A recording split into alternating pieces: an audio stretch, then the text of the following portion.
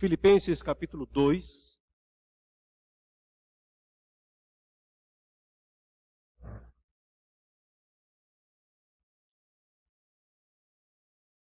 fazer a leitura aqui desde o verso 1 até o 18. A palavra de Deus diz: Se há, pois, alguma exortação em Cristo, alguma consolação de amor, alguma comunhão do Espírito, se há entranhados afetos e misericórdias, completai a minha alegria, de modo que penseis a mesma coisa, tenhais o mesmo amor, sejais unidos de alma, tendo o mesmo sentimento. Nada façais por partidarismo ou vanglória, mas por humildade, considerando cada um os outros superiores a si mesmo. Não tenha cada um em vista o que é propriamente seu, senão também cada qual o que é dos outros. Tende em vós o mesmo sentimento que houve também em Cristo Jesus. Pois ele, subsistindo em forma de Deus, não julgou como usurpação o ser igual a Deus. Antes a si mesmo se esvaziou, assumindo a forma de servo, tornando-se em semelhança de homens e reconhecido em figura humana. A si mesmo se humilhou, tornando-se obediente até a morte e morte de cruz. Pelo que também Deus o exaltou sobremaneira e lhe deu o nome que está acima de todo nome, para que ao nome de Jesus se dobre todo o joelho nos céus, na terra e debaixo da terra, e toda língua confesse que Jesus Cristo é Senhor, para a glória de Deus Pai. Assim, pois, amados meus, como sempre obedecestes, não só na minha presença, porém muito mais agora na minha ausência, desenvolvei a vossa salvação com temor e tremor. Porque Deus é quem efetua em vós tanto o querer como o realizar, segundo a sua boa vontade. Fazei tudo sem murmurações nem contendas, para que vos torneis irrepreensíveis e sinceros, filhos de Deus, inculpáveis no meio de uma geração pervertida e corrupta, na qual resplandeceis como luzeiros no mundo, preservando a palavra da vida, para que no dia de Cristo eu me glorie de que não corri em vão, nem me esforcei inutilmente. Entretanto, mesmo que seja eu oferecido por libação sobre o sacrifício e serviço da vossa fé, alegro-me e com todos vós me congratulo. Assim vós também, pela mesma razão, alegrai-vos e congratulai-vos comigo. Aí, meus irmãos, a leitura da palavra de Deus.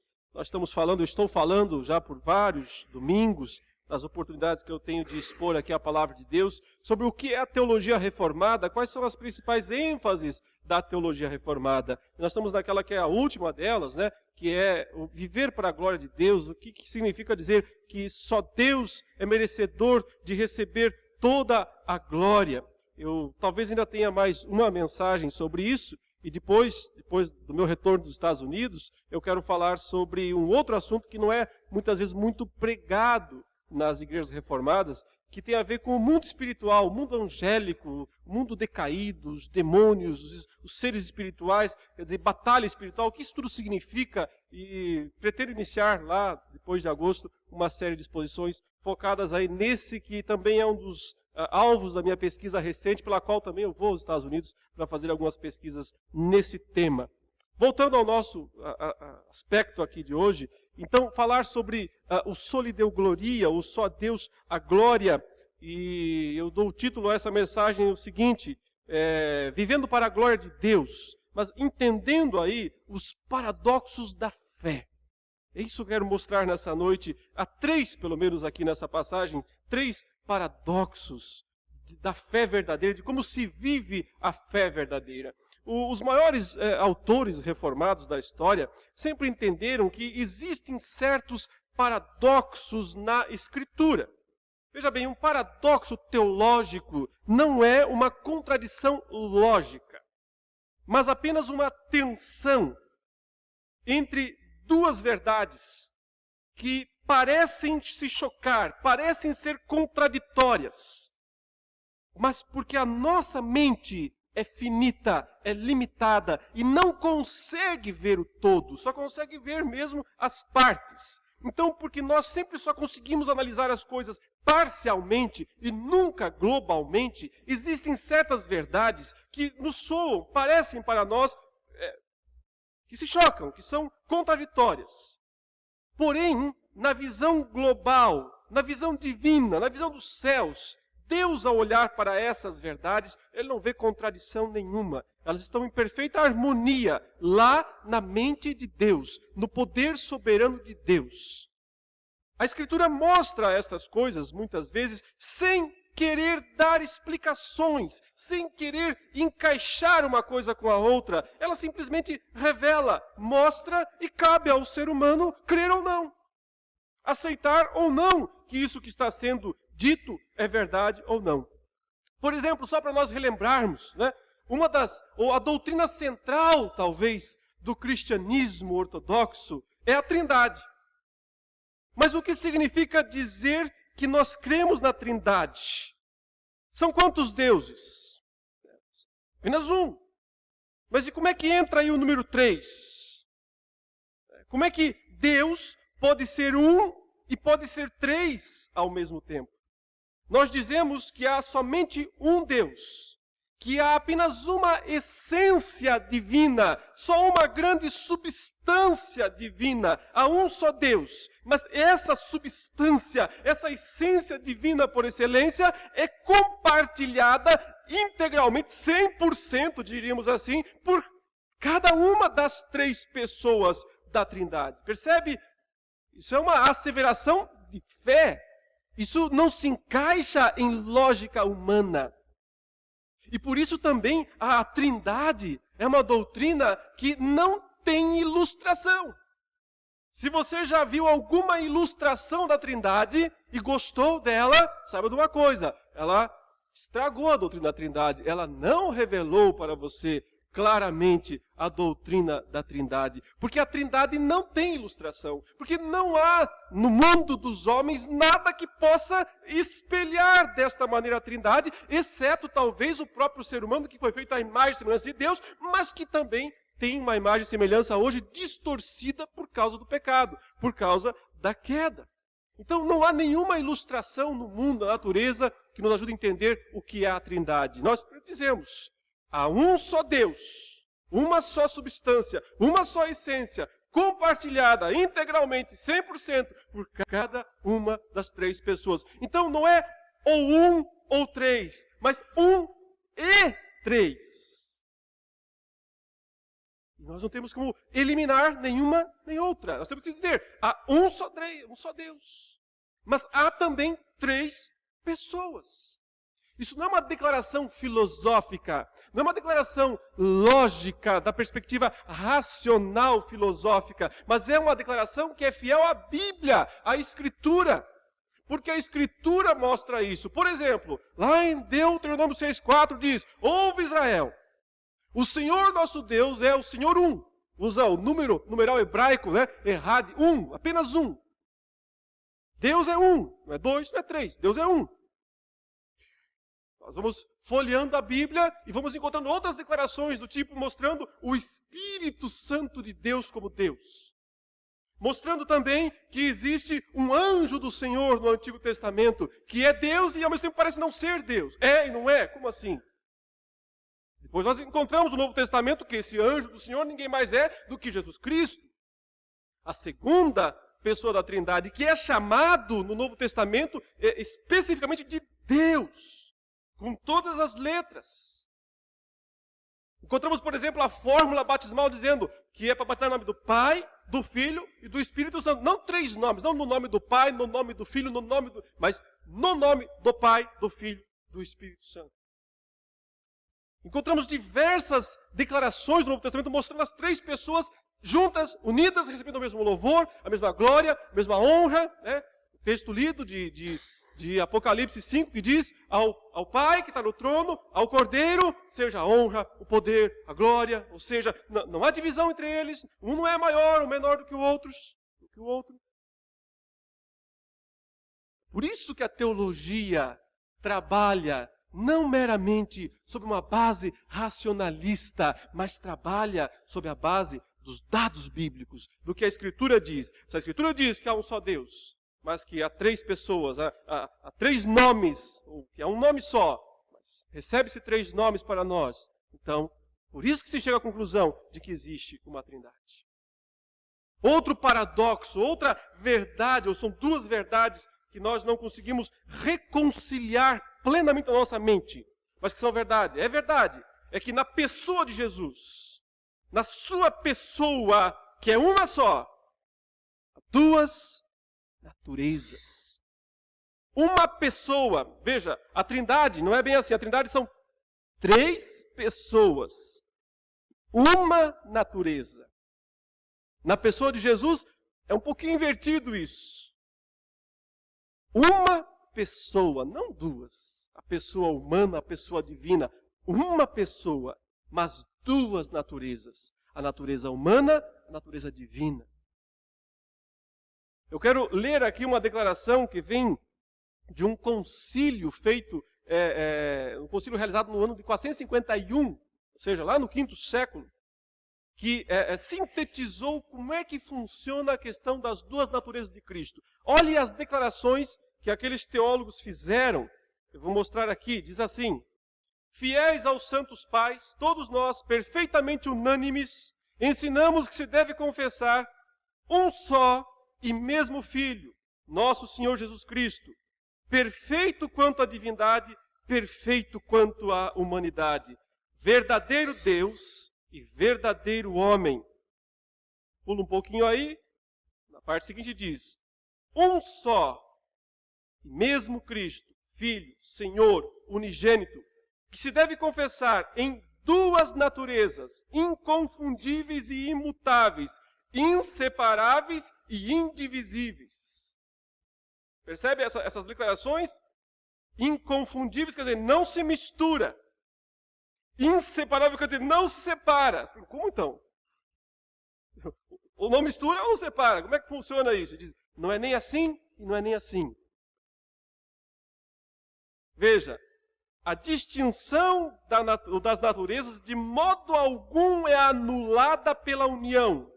Mas, pelo contrário, as propriedades de cada natureza permanecem intactas, concorrendo para formar uma só pessoa e subsistência, não dividido ou separado em 2 pessoas. Ou seja, existe a natureza humana de Jesus, existe a natureza divina de Jesus, elas estão, de certo modo, unidas, sim, numa única pessoa, porém, não se misturaram. Não bateu no liquidificador e criou uma outra substância. Não, elas continuam existindo como substâncias puras. O Deus, o homem, porém, unidos de tal maneira que não são separadas.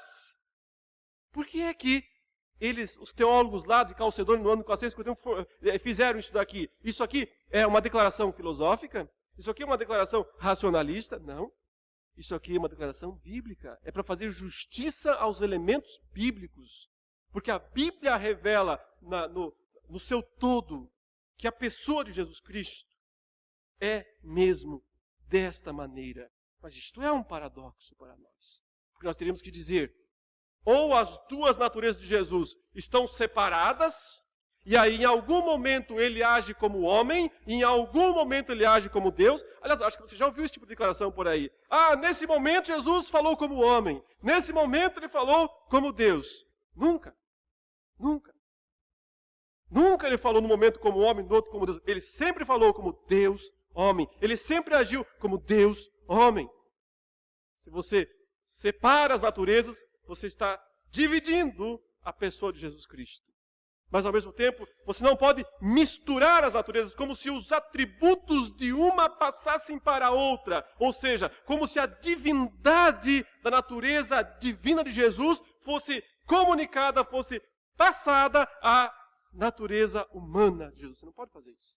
Porque senão, você criaria uma terceira natureza, uma coisa estranha, nem divina, nem humana, uma coisa diferente de tudo. E não é isso que o nosso Senhor é. São declarações que são aceitas pela fé, porque refletem as verdades aparentemente contraditórias da Escritura, mas que na verdade são paradoxais e não de fato contraditórias. Simplesmente a nossa mente humana, finita, limitada, não consegue ver o todo só consegue ver as partes. Por isso nós temos a tendência de colocar umas contra as outras. E é por isso que surgiram todas as heresias na história, porque sempre as pessoas vão eliminar uma das verdades bíblicas para ficar com a outra. Fazia, por exemplo, um dos defensores da separação das naturezas, chamava Nestório, devia o nome de nestorianismo na história, que dizia, Jesus uma hora agia como homem, outra hora agia como Deus. Ou então, uma outra também heresia que surgiu, que chamava-se monofisismo, que era a junção, a união e a mistura das duas naturezas, formando uma só, misturada. Geralmente as pessoas vão optar por uma ou outra das verdades e não vão conseguir entender que na Escritura elas funcionam conjuntamente.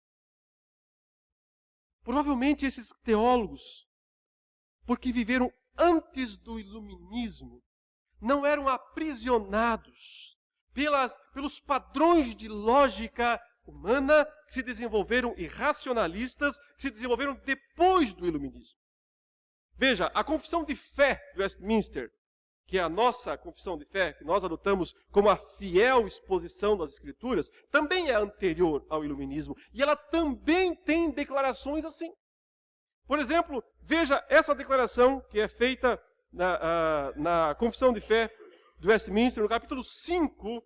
Isso aqui é só a parte histórica para situar os irmãos. Capítulo 5 da confissão, o parágrafo 4, que diz assim: a onipotência, a sabedoria inescrutável e a infinita bondade de Deus, de tal maneira se manifestam na sua providência, que esta, ou seja, a providência, se estende até a primeira queda e a todos os outros pecados dos anjos e dos homens.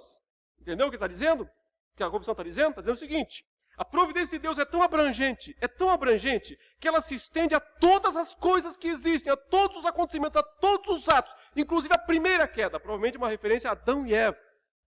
Mas podíamos até recordar e dizer, a própria de Satanás também não está fora. Porque Satanás cai moralmente antes, evidentemente, de Adão e Eva, até porque ele é o instrumento da queda de Adão e Eva.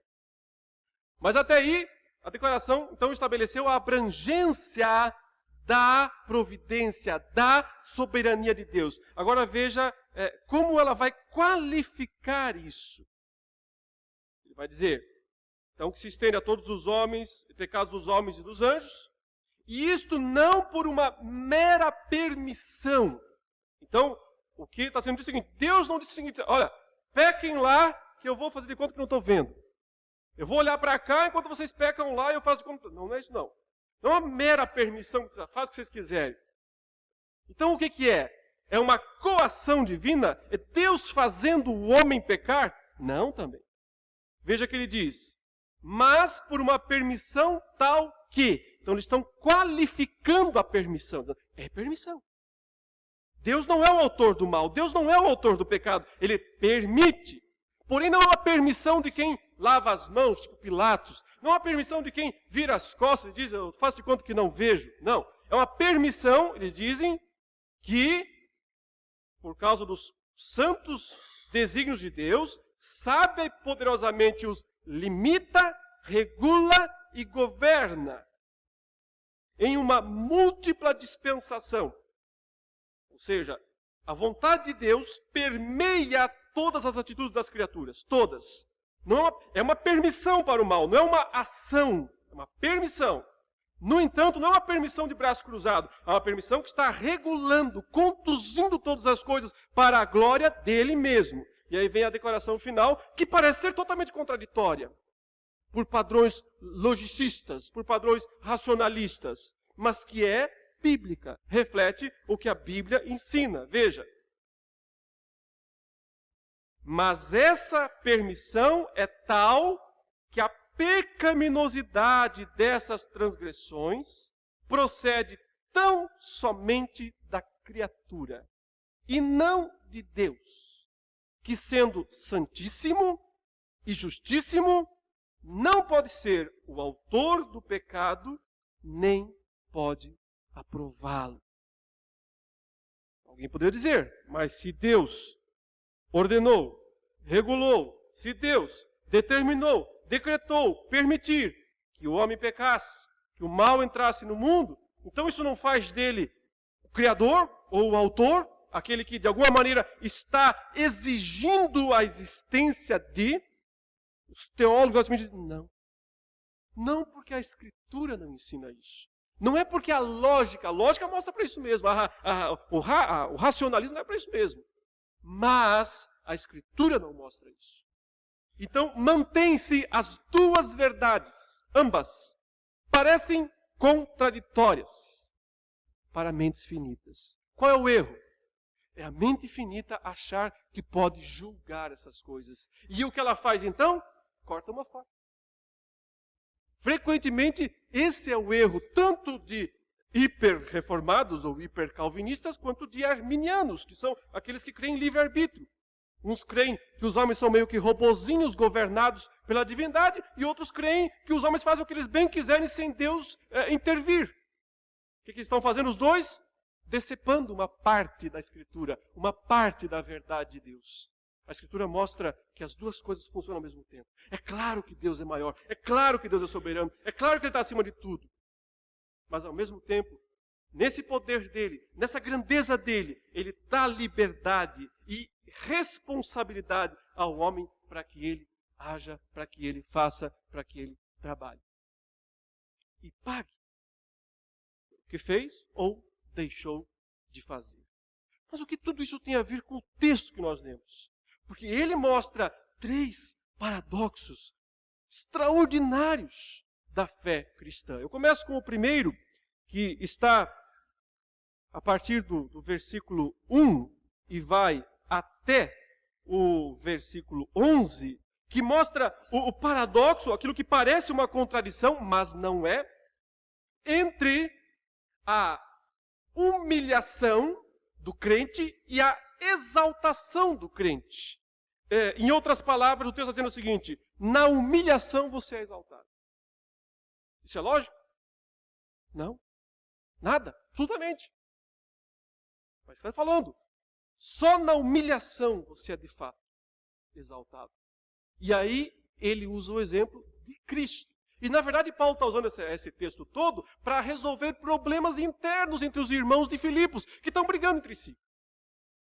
Porque estão querendo destaque, um quer ser mais sábio, um quer ser mais importante, um quer ter a palavra final em todos os assuntos. E aí eles querem fazer o seguinte: olha, meus irmãos, nós precisamos abandonar as divisões.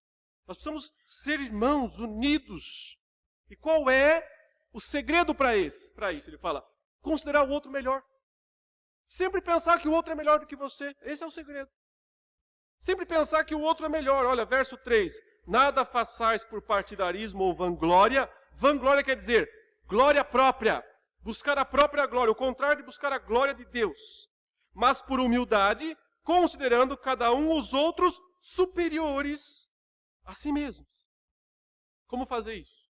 Difícil demais. Então ele dá o exemplo de Cristo, que está no versículo 5. Ele fala, tende em vós o mesmo sentimento que houve também em Cristo Jesus. Que sentimento foi esse? Resumindo, um sentimento de abrir mão dos seus direitos. Um sentimento de não exigir a glória para si, ou o reconhecimento que às vezes a gente acha que deve ter. Mas abrir mão, humilhar-se. Porque na humilhação, é isso que Paulo vai dizer aqui, na humilhação é que existe a verdadeira exaltação, paradoxalmente falando. Veja como ele coloca aqui o que Cristo fez. Ele diz, tende em vós o mesmo sentimento que houve também em Cristo Jesus, pois ele começa a fazer as declarações que provavelmente fosse um cântico, um hino da igreja primitiva. Devia ser cantado isso nas igrejas, e Paulo pega provavelmente esse hino e coloca na carta, inspirado pelo Espírito Santo, claro, mostrando aqui uma teologia perfeita também unida à música. Ele diz, o que foi que Cristo fez? Ele subsistindo em forma de Deus, ou seja, Cristo sendo Deus, por isso que existe a Trindade, que ele está falando, ele é Deus, não julgou como usurpação o ser igual a Deus. Antes a si mesmo se esvaziou, assumindo a forma de servo. Alguns interpretam mal essa passagem, pensam que Jesus abriu mão da sua divindade para vir à terra, como se ele tivesse aberto lá um armário no céu e pendurado a divindade lá no armário e descido sem ela aqui para a terra. Claro que não. Jesus não abriu mão da sua divindade, ele abriu mão das suas prerrogativas de ser reconhecido como Deus. Ele podia descer aqui e exigir: eu sou Deus, adorem-me, prostrem-se diante de mim. E podia até dizer: se não vai fazer isso, vai fazer na marra. E obrigar as pessoas a fazer isso. Ele tem poder para isso. Ele podia exigir que fosse tratado como Deus durante todo o seu ministério. Mas ele abre mão de ser reconhecido diante dos homens e tratado como Deus. Ele não nasceu no palácio de Herodes em Belém. Ele nasceu numa manjedoura em Belém, ao contrário de Jerusalém. Ele abriu mão. É esse o ponto que Paulo está dizendo. É este sentimento que leva à glória. Mas primeiro passa pela humilhação. Primeiro passa pelo abrir mão dos seus direitos. O texto diz, veja que o texto faz uma espécie de V. Por que V?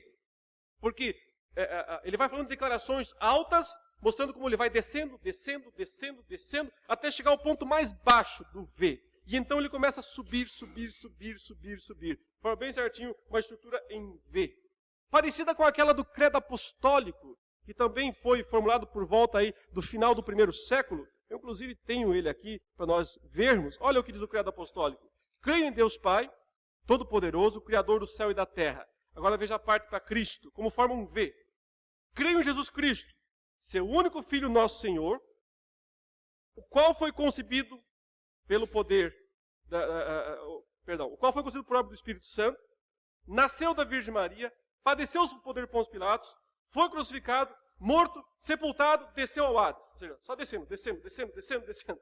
Até o ponto mais baixo, Hades aqui é morte, estado de morte, punição total, punição completa. Mas aí começa a subida. Ressurgiu dos mortos ao terceiro dia, subiu ao céu, está sentado à direita de Deus Pai Todo-Poderoso, donde há de vir julgar para os vivos e os mortos. Então forma uma estrutura. Desce e depois sobe.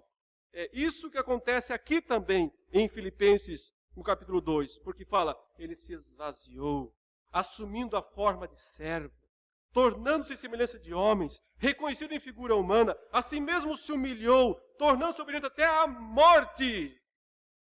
E morte de cruz, a mais baixa, a pior, a mais horrível, a mais maldita. Então aí está o ponto mais fundo do V, fundo do poço. Tá? No estado de morte de cruz. Aí vai começar a elevação, vai começar a subida, pelo que também Deus o exaltou sobremaneira. Ele deu o nome que está acima de todo nome, para que ao nome de Jesus se dobre todo o joelho nos céus, na terra, debaixo da terra, e toda língua confesse que Jesus Cristo é Senhor, para a glória de Deus Pai. Aqui está o paradoxo entre humilhação e exaltação. Num resumo, é aquilo que o próprio Jesus declarou de uma maneira tão enfática em Lucas capítulo 14, versículo 11, ele disse, aquele que se exalta será humilhado, mas o que se humilha será exaltado. Isso é lógico? Isso é algum padrão de lógica mundana? O mundo pode crer nisso? O mundo pode aceitar isso? De forma alguma. O mundo crê que quem se exalta é exaltado. E que quem se humilha só vai ser humilhado. Mas, paradoxalmente, o cristianismo, a verdade bíblica, diz o caminho da glória é o mesmo caminho da humilhação. Porque isso aconteceu com Cristo. Queridos, viver para a glória de Deus só é possível quando nós abrimos mão da glória própria. Caso contrário, é impossível viver para a glória de Deus. Quando nós estivermos a cada passo pensando em como seremos recompensados, em como seremos reconhecidos, em de que maneira seremos aplaudidos, cada passo pensando qual é a minha vantagem, o que eu levo nisso, qual é a minha participação, só vivemos para nós mesmos, para nossa glória pessoal. E isso significa o quê? Da parte de Deus? humilhação no final. O caminho da autoexaltação é o fim da humilhação. Deus disse isso. Quem se exalta será humilhado. Mas aquele que, ao exemplo de Cristo, com o sentimento de Cristo, mesmo que Cristo teve, se humilha, abre mão dos seus direitos, esse, Cristo diz, será exaltado. Frequentemente, meus irmãos, na igreja, na nossa vida, os grandes problemas surgem porque nós não queremos abrir mão dos nossos direitos. Nós sempre pensamos mais ou menos assim: se é meu direito ter isso, os outros que se virem. Frequentemente a questão do testemunho da igreja para o mundo passa por essa concepção. Eu só estou fazendo o que é meu direito. Eu só estou buscando os meus direitos.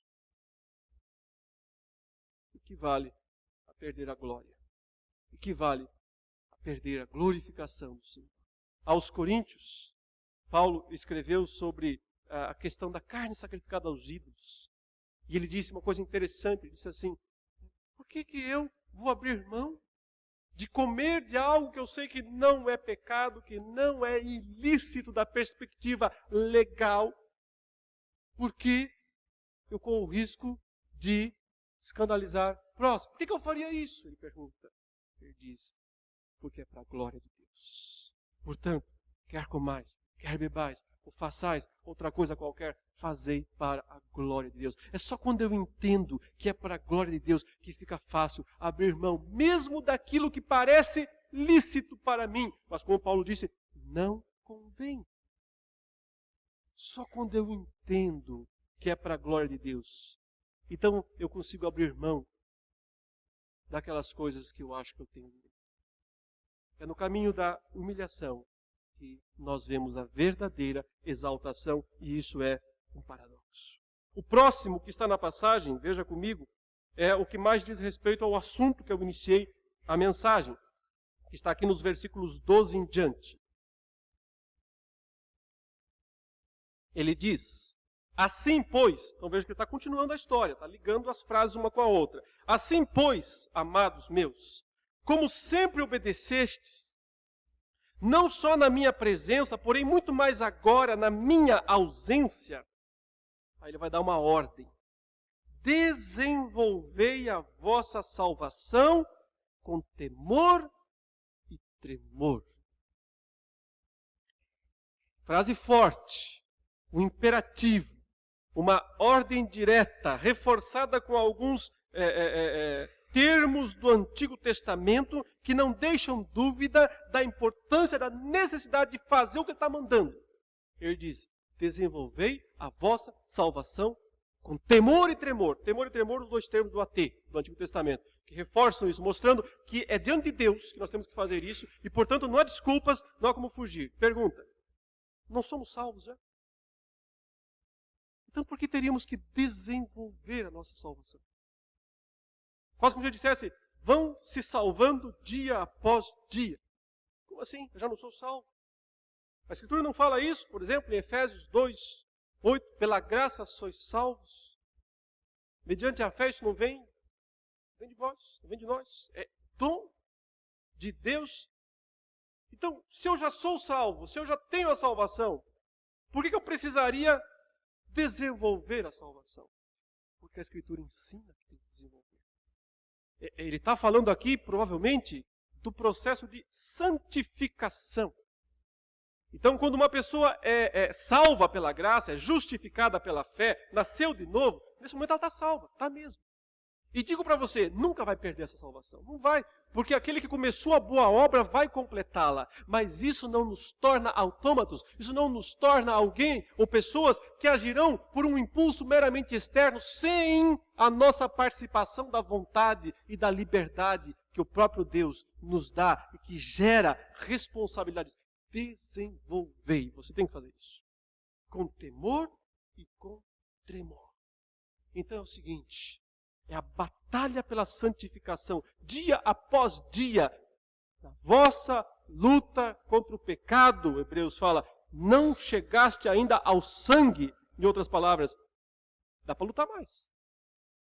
Ainda tem mais um espacinho aí para ser mais santo, até o sangue se for preciso. Você não está sangrando ainda para lutar, para resistir o pecado que tenazmente, gruda em nós, tenazmente nos assedia.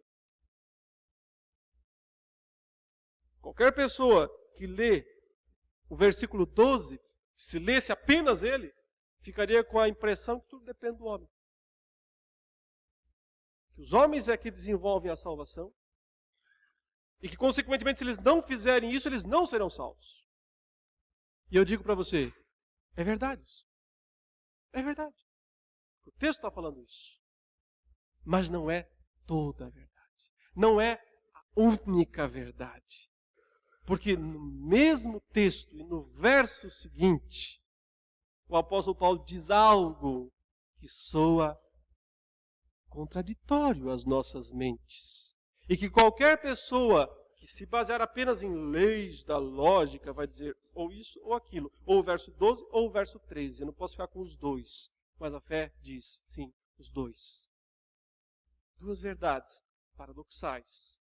Parecem contraditórias na nossa mente. Porque nós só conseguimos ver as partes. Mas na mente de Deus elas são perfeitas. Elas se encaixam perfeitamente. Olha o verso 13. Após dar a ordem tão enfaticamente, tem que desenvolver a salvação com temor e tremor. Ele diz, é uma explicação.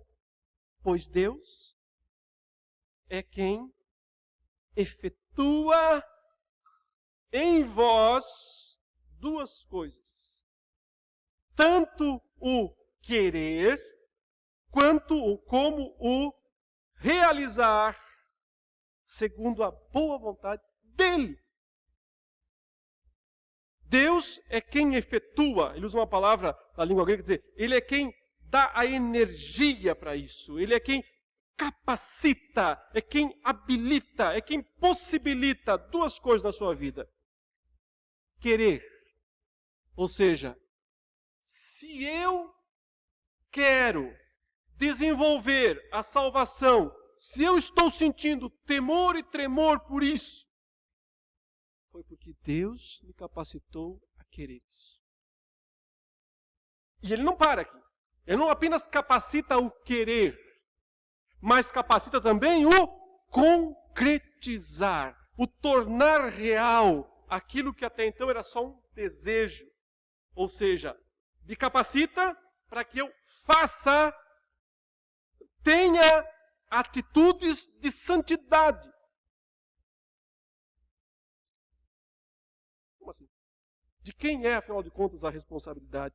É da igreja ou é de Deus? Mas talvez Paulo vai explicar esse negócio no versículo próximo, né? Aí você continua lendo e não vê explicação nenhuma. Passa batido e segue o jogo. Segue a história sem dar explicação. Em outras palavras, é isso o ponto final. As duas coisas são verdadeiras. Cabe ao ser humano desenvolver a sua salvação com temor e tremor. Mas ele não pode se esquecer. Ele não pode olvidar, ele não pode eliminar a verdade complementar dessa história. Que é Deus quem faz isso. Que é Deus quem capacita a cada crente, a cada ser humano crente, a querer ser santo e a praticar atos de santidade.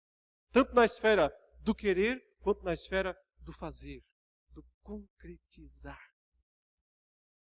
Eu poderia usar centenas de outros textos na Bíblia para explicar isso. O tempo todo ela faz isso. O próprio Paulo, numa certa circunstância, em que ele está defendendo o ministério dele, porque ele está sendo atacado de ser um apóstolozinho insignificante, diante daqueles grandes apóstolos de Jerusalém, aí ele diz, tudo bem, eu sou mesmo, sou um aborto, eu sou o último dos apóstolos, nem devia ser chamado apóstolo, porque eu persegui a igreja de Deus. Mas tem uma coisa, trabalhei muito mais do que todos eles. Poxa, Paulo, que declaração, hein? Você está meio... orgulhoso nessa história, né? Trabalhei muito mais do que todos eles. É mentira? Mas pura verdade. É só olhar quem foi mais longe, quem passou por tantos países, quem plantou todas as igrejas. Paulo plantou mais sozinho, igreja sozinho, do que todos os outros 12. Mas a próxima declaração equilibra as coisas. Todavia, não eu, mas a graça do Senhor comigo. Eu trabalhei mais do que todos eles. Todavia, não eu, mas a graça do Senhor comigo. Só crente consegue falar essas duas coisas ao mesmo tempo. Só crente consegue crer que essas duas coisas estão juntas, andam juntas. Um dia, o apóstolo Pedro lá, depois do Pentecostes, se levantou e pregou aos judeus. Isso está registrado em Atos 2. E lá por volta do versículo 22, 23, ele fala algo muito interessante. Ele diz o seguinte, para os judeus que estavam ali, falando da morte de Jesus, lá na cruz, ele diz o seguinte, Jesus morreu sim, mas saiba de uma coisa, ele foi entregue pelo determinado desígnio da presciência de Deus. Ele foi entregue, ele foi crucificado porque Deus designou isso, porque Deus determinou isso, porque isso estava escrito antes da fundação do mundo, e com todos os detalhes. Cada parte da vida de Jesus cumpre profecia, cumpre profecia. Eles rasgam as vestes de Jesus, para cumprir o que estava escrito. Né? Judas o trai, para cumprir o que estava escrito, que estava mais perto de mim, levantou contra mim o calcanhar. Tudo o que está acontecendo, cumprindo profecia, cumprindo profecia. Aconteceu com ele, porque foi determinado por Deus. Mas aí Pedro vira para os judeus e fala, vocês o mataram. Peraí, Pedro, calma aí. Quem foi que matou quem? Afinal de contas, foi Deus? Ou foram os judeus? Ele fala, vós o matastes crucificando-o por meio de mãos iníquas dos romanos. Culpa de vocês. Vocês mataram. Não foi Deus? Não foi Deus que o entregou pelo determinado desígnio dele? Como pode ser Deus? E ao mesmo tempo, pode ser os homens? Não sei. Não tenho explicação. Não sou advogado de Deus, eu não tenho que tentar defendê-lo. Eu só tenho que dizer, está escrito. É assim que é. Os irmãos de José, um belo dia resolveram vendê-lo para os midianitas que iam para o Egito. Anos mais tarde, eles vão buscar comida no Egito. Quem está lá? José. José os encontra, depois que eles o reconhecem, eles dizem, agora chegou a hora. Agora ele vai se vingar pelo que nós fizemos contra ele. José chama e diz aqui,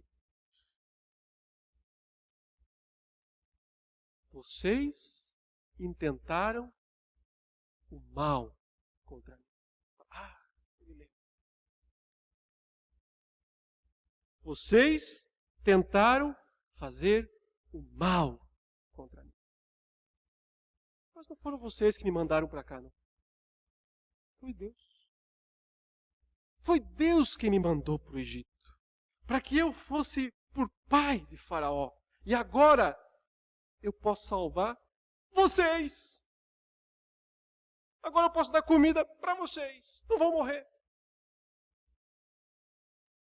Como assim, José? Quem foi que mandou quem para o Egito? Foi Deus que mandou você para o Egito? Ou foram os seus irmãos que venderam você e mandaram você para o Egito? José diz, os dois. As duas coisas funcionam perfeitamente, se encaixaram perfeitamente. Elas não são, como parece, mas não são contraditórias. A declaração que explica tudo é a seguinte: vós intentastes o mal contra mim, porém Deus o tornou em bem. Nunca mal. Deus nunca faz o mal. Deus nunca age no mal. mesmo no mal, ele faz o bem.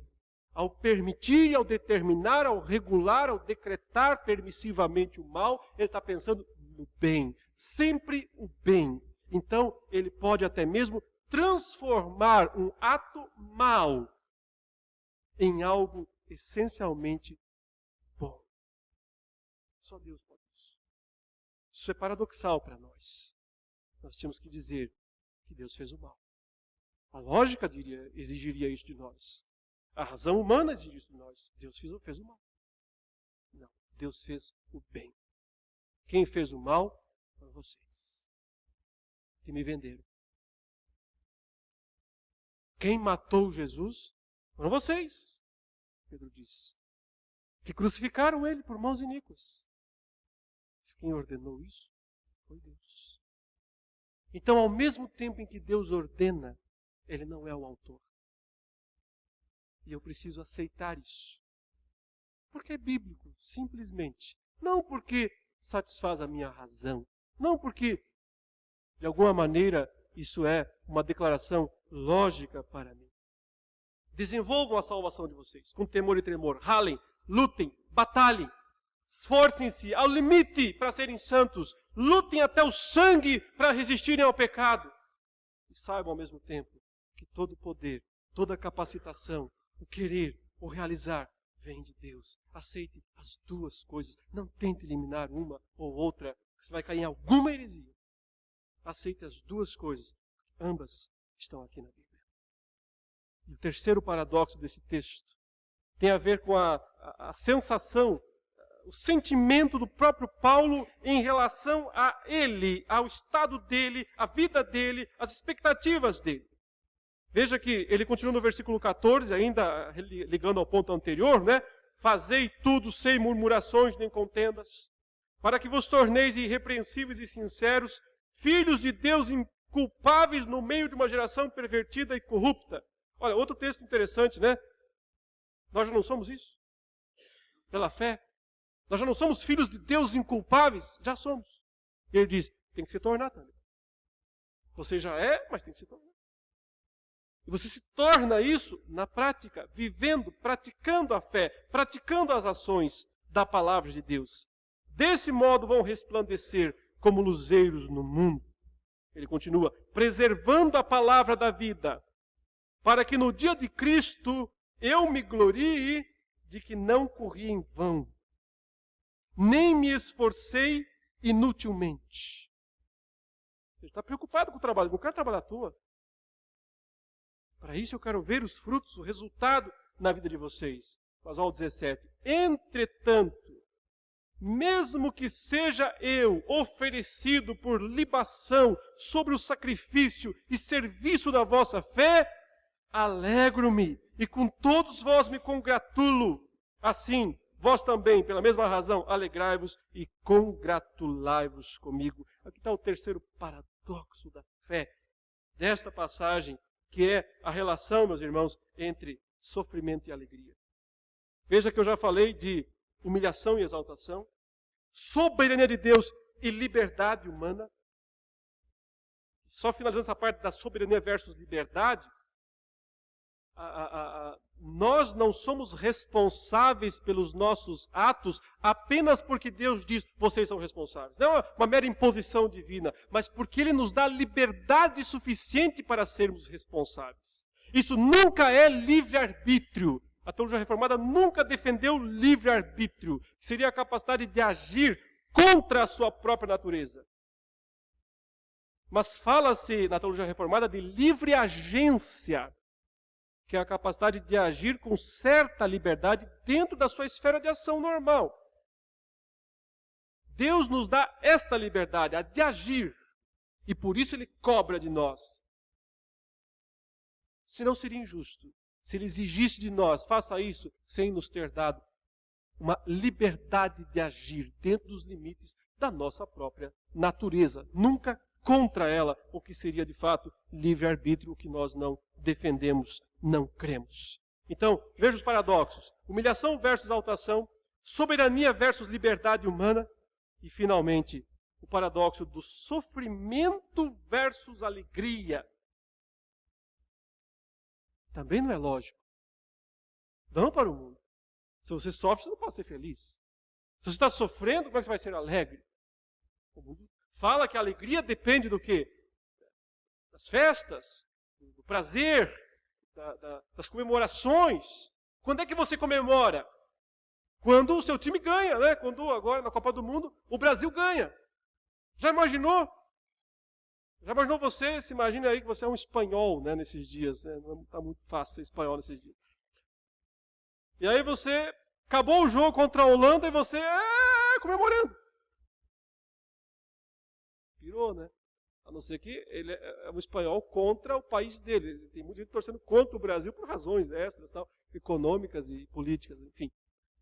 Não é lógico você torcer, você comemorar um gol contra. Não é lógico você comemorar um sofrimento. Mas é exatamente isso que Paulo está mandando. Comemore o sofrimento. Olha a palavra congratulai-vos comigo. O que é congratular-se, meus irmãos? É se cumprimentar, dizer que legal, vencemos, olha que maravilha, parabéns. É isso. Por que ele está mandando se congratular? Se eu for oferecido por libação sobre o sacrifício da vossa fé. Vou usar aqui uma palavra mais fácil. Eu disse, se me rasgarem, se me matarem, sangrentamente, se fizerem isso comigo, se pegarem uma espada e me rasgarem sangrentamente, comemorem gol. Estranho, não? Lógico? Nada. Absolutamente. É isso que ele está falando. Mesmo que eu tiver que enfrentar uma morte sangrenta, ser oferecido como libação, quer dizer, derramar um pouquinho de sangue em cima do sacrifício que já foi feito. Se o meu sangue for um pouquinho de sangue sobre o sacrifício de Cristo, que é para a salvação de vocês, ou seja, se o Império Romano, Paulo está preso, lembra-se, né? Está preso, aguardando uma sentença, a qual poderia ser pena de morte. E seria, de fato. A gente não sabe se já depois desse evento ou se mais tarde. Talvez ele tenha se livrado desta condenação aqui, mas não se livrou de outra depois. Paulo foi decapitado, o irmão sabe, né? Por ser um cidadão romano, Paulo tinha certos privilégios. Um deles era morrer rapidamente. O privilégio, talvez você não seja muito interessado nele, mas era um privilégio que ele tinha na época. Ou seja, se ele não fosse cidadão romano, ele podia ser morto lentamente. Qual seria uma morte lenta? Crucificação. Por isso que Pedro, ao que diz a tradição, que não era cidadão romano, foi crucificado. No entanto, Paulo, como era um cidadão romano, ele não seria crucificado, ele podia ser morto, né, executado de forma rápida. Qual é a execução mais rápida? Né? Cortar o pescoço. Decapitação. Então, a história diz que Paulo foi decapitado. Realmente cortaram, ele perdeu a cabeça. Mesmo que isso aconteça comigo, uma morte sangrenta, terrível, comemorem. Comemorem. Se alegrem comigo. Paradoxo. Não é lógico. Não segue os padrões humanos da lógica. Isso é fé. Isso está além da razão. Isso só quem enxerga do alto, só quem tem a visão do todo, só quem compreende globalmente a história consegue entender. Nós nunca vamos entender estas coisas, não nesta vida. Mas elas são verdadeiras. Elas estão na Bíblia, elas estão nas Escrituras. E nós temos que aceitar todas elas. Mesmo que, né, a cabeça aqui dentro fique assim. Porque é sempre mais fácil optar por uma coisa ou outra. É sempre mais fácil ficar com uma verdade em detrimento da outra. Insisto, paradoxo não é contradição lógica, é apenas algo que nós não conseguimos entender, que ultrapassa a nossa capacidade e que aponta para a grandeza de Deus, para a glória de Deus, revela para nós de uma forma estrondosa quem é Deus, que tamanho tem esse Deus. Impossível medir, impossível compreender, além de todo o entendimento. Esse é Deus. Quando eu compreendo ou aceito aquilo que é verdade, que a Bíblia mostra e que é verdade, eu estou no caminho de glorificá-lo. Glorificá-lo não quer dizer entendê-lo. Glorificá-lo quer dizer glorificá-lo. Que Deus nos abençoe para que nós possamos sempre glorificá-lo. Oremos. Deus, concede a cada um de nós uma fé assim tão robusta como teve o teu servo apóstolo Paulo, que viveu esses momentos tão drásticos, dramáticos da sua vida e nunca, jamais perdeu o senso da alegria verdadeira, da fé verdadeira, mesmo passando por tribulações e sofrimento, sempre experimentando a alegria. Que nós sejamos como Jesus, ó Deus, dispostos a abrir mão dos nossos direitos para o bom testemunho do Evangelho, para a propagação da verdade e para que o teu nome e a tua glória sejam exaltados. Permite, Senhor, que entendamos os limites da nossa liberdade cristã, vivendo com um testemunho verdadeiro perante o mundo, Senhor Deus. E ao mesmo tempo, crendo na tua grande e perfeita soberania, na capacitação que o Senhor mesmo concede a cada um de nós de vivermos para a tua glória. E acima de tudo, tenha sempre, ó Deus, misericórdia de nós, porque somos tão pequenos, tão falhos, tão pecadores. Oramos assim, Senhor, em nome de Jesus. Amém.